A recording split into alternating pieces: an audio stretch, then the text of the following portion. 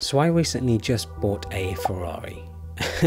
A very lavish and most likely unnecessary purchase, but I almost bought it as a sort of important marker in my life, turning 30 and going from not really being able to afford much as a young adult to now buying a car that I've always wanted. As a kid, as a teenager, as a young adult, my family and I didn't have any money. I didn't come from money or anything like that. So the way my family and I think about finance and money is so different from how a wealthy person thinks about money. As I've started making money, as I've started getting wealthier, getting into different circles, networking, making different types of friends, I've realized that wealthy people think so differently from the average person. So I wanted to share some of the things that I've learned, some of the things that I've observed from other wealthy people and how they sort of manage their life and how they think about their finances.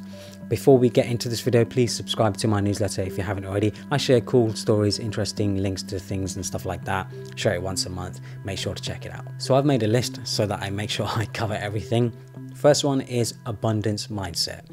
If you have money or grew up wealthy, there is very much an abundance mindset when it comes to money. Wealthy people don't really think about running out of money. They don't really sweat the small stuff. Now, of course, big purchases and stuff, they do think about those things. But when it comes to sort of everyday things like going out for lunch, say you spend $20 on lunch or $100 on an item of clothing or even $1,000 on a short trip. For a lot of wealthy people, they don't even think about it. They don't look at their bank balance. They don't check to see if they can afford it. They don't check to see how much money they'll have at the end of the month after spending this amount of money. They just spend it because to them, those sorts of purchases are just very small.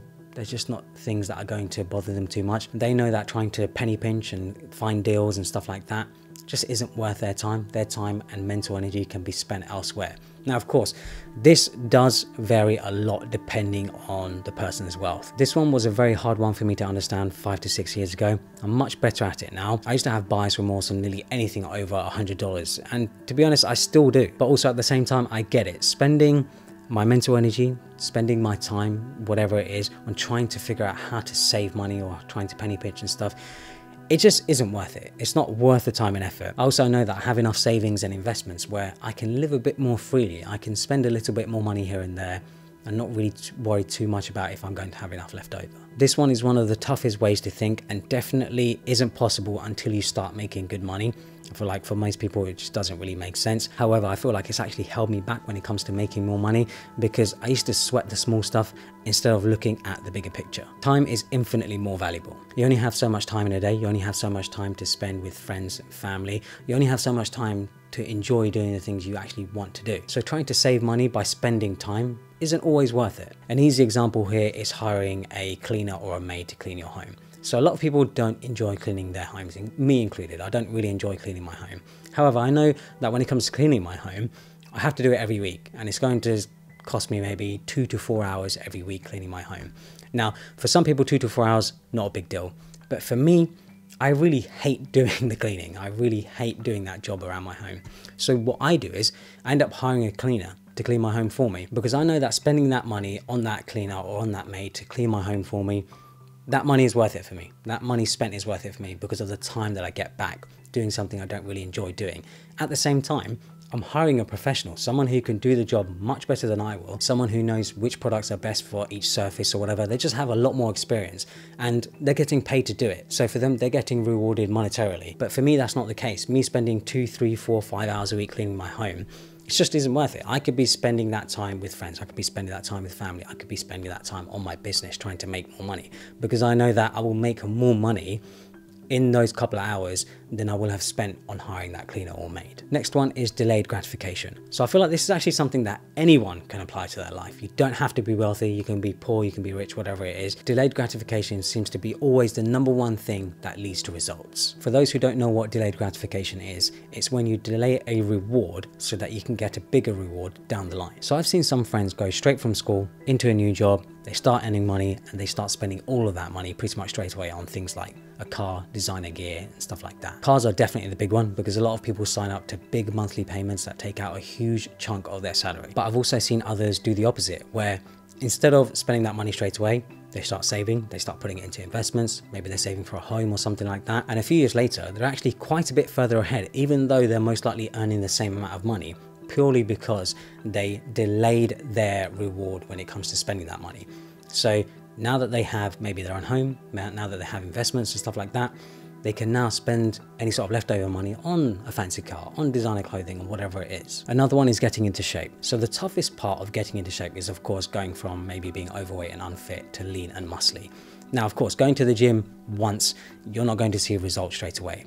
You get rewards, you get results after going for years, after going for months and consistently putting in the work. Now, once you're in shape, once you're healthy, you can still reward yourself now and again. Maybe you can have a cheat day. Maybe you can have as many desserts as you want, as many burgers as you want, as much junk food as you want. But because you're not doing it so often, because you've already made the effort of getting into shape, just having that dessert or having that cheat day or whatever is not really going to make a huge dent into your overall health because you're already healthy. Wealthy people do this all the time with money. Instead of spending that money in the short term for short-term sort of gratification, short-term happiness, they look at what else can be done with that money in the long term, whether it can bring long-term happiness, whether it can make their life better in the future. Networking and status. So wealthy people are connected, that's for sure. Wealthy people seem to always just have a guy that can do the thing that they need to do. They don't only look at friends in the simple sense of, oh, this person is fun, I like hanging around with this person. That is fine, that is great. But they also look at friends and acquaintances and stuff like that, and business acquaintances, as people who can help them. Maybe down the line, maybe they need a favor or something. At the same time, they also do favors for those people without really expecting anything in return. They just hope that maybe in the future, when they do need help, that person can help them. Wealthy people don't really sort of hold chips, you could say. It's more kind of just like they're just looking to help each other out. They're just looking to network. They're looking to get connected because they know that helping each other out, they know that doing favors for each other can really benefit them in the long run when they actually need something. The other great thing about this is that when you do favors for people, you're also just building that friendship. You're building that relationship.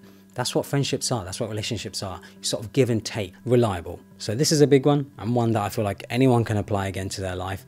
And that is just being reliable. Wealthy people, from my experience, are always reliable. There's just something about where when they say they're going to do something, they do it. When they say they're going to be somewhere, they're there. There's something about it. There's some sort of aura. It's really hard to explain.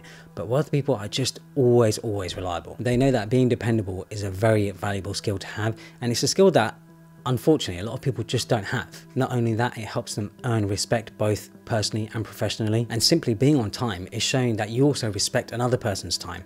I absolutely can't stand people who are late, because people who are consistently late, it's okay to be late now and then, you know, sometimes things happen, but people who are consistently late, they're basically showing you that they don't respect your time, that they don't really care about your time, that they don't really value your time. People like that, wealthy people don't care about people like that. They don't want to deal with people like that because their time is so valuable. Victim mentality.